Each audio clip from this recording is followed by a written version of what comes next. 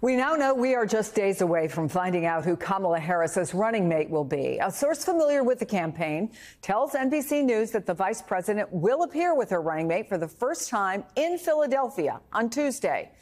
The new Democratic ticket will then hit the ground running through the other critical battleground states: Wisconsin, Michigan, North Carolina, Georgia, Arizona, and Nevada.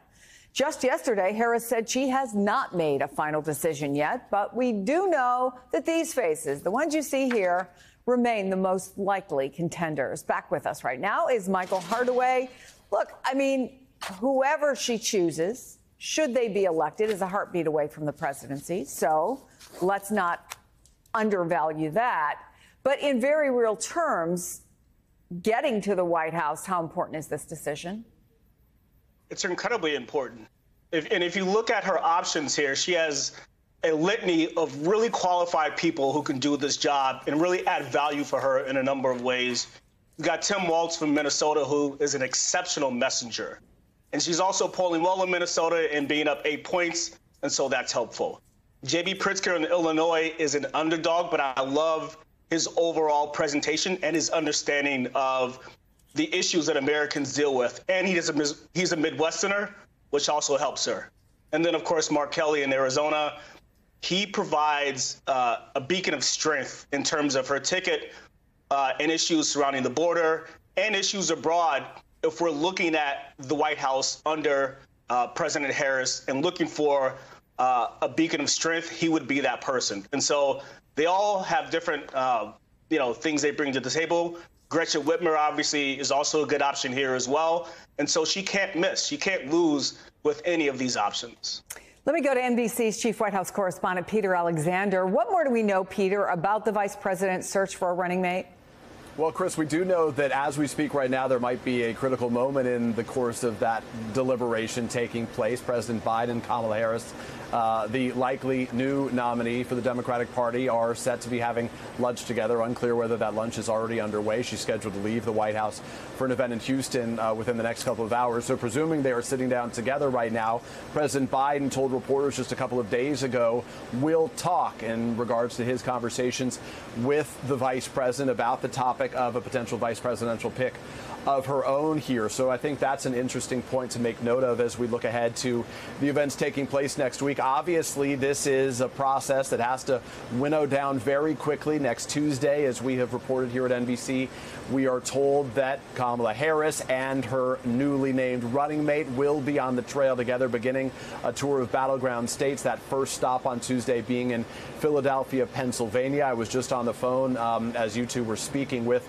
a campaign source who made it clear to me that we shouldn't read anything into the fact that this is taking place in Pennsylvania, which is to say that doesn't mean that Governor Josh Shapiro of Pennsylvania is necessarily the choice, but certainly he is high on the list. I've heard his name repeatedly from people in the course of my conversations right now. But to the points you've been making, Mark Kelly, Josh Shapiro, Governor Walz of Minnesota, obviously they are getting a lot of attention. Andy Beshear, his recent visit to Forsyth in Georgia, rural Georgia, further out from Atlanta, where Kamala Harris was yesterday, was notable in the eyes of a lot of campaign officials and Harris allies because he was able to speak to some of those critical Southern voters in ways that really resonated with them. Chris, I'll tell you what was striking with me, and I was traveling with the vice president yesterday. I was at that rally.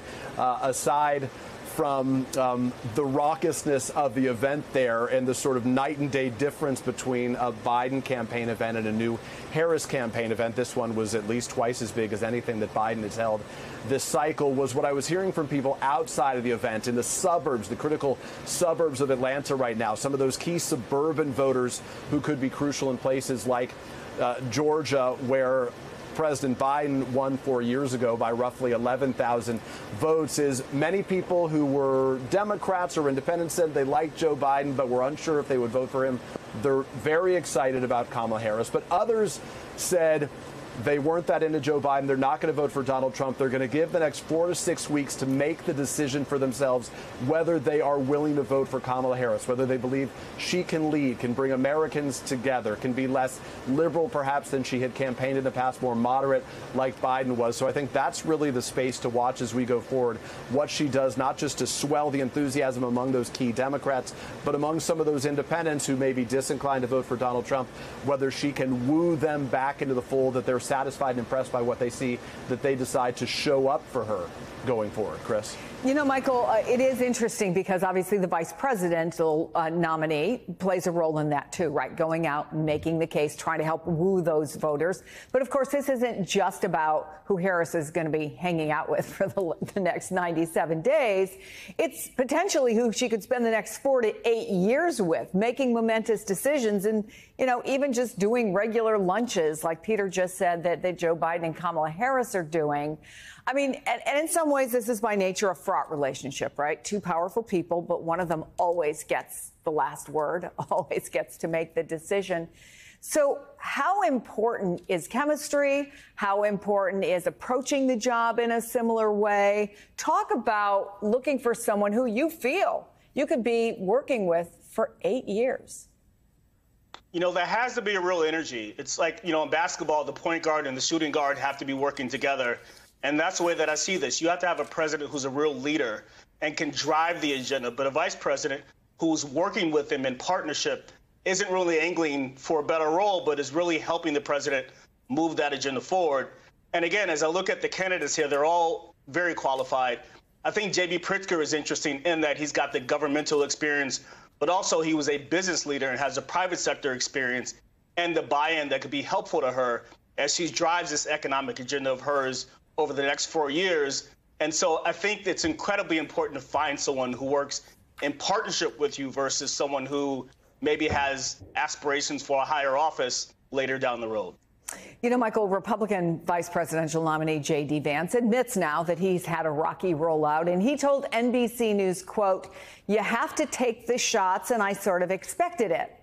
But I think as we watch Vance try to do cleanup for some of the things that he said, it does beg the question of whether the Trump campaign didn't see this coming, didn't vet properly. What do you think it says about the Trump campaign? I mean, many people think it is by far the most professionally staffed of his 3 runs for president.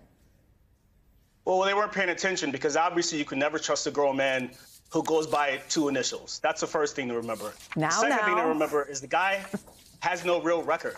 If you look at what he's done in the public sector in the Senate, he's got no record of delivering anything for the working people or the American people. If you look at his private sector experience, you know, he's got a significant amount in Silicon Valley and his rich friends out there. But in terms of a record for delivering for the people that he claims to represent, which is working class people, he's done nothing. And so the other part of this is if you're Donald Trump, why would you pick someone who gives you the exact same constituency that you already have? The MAGA right was already going to be there for Donald Trump. And so J.D. Vance coming in and does nothing for him in that regard. And so it's an interesting pick. The numbers speak for themselves. His polling has been in free fall since picking J.D. Vance as his vice president. And so we'll see where that goes. Michael Hardaway, thank you so much for sticking around. We appreciate it.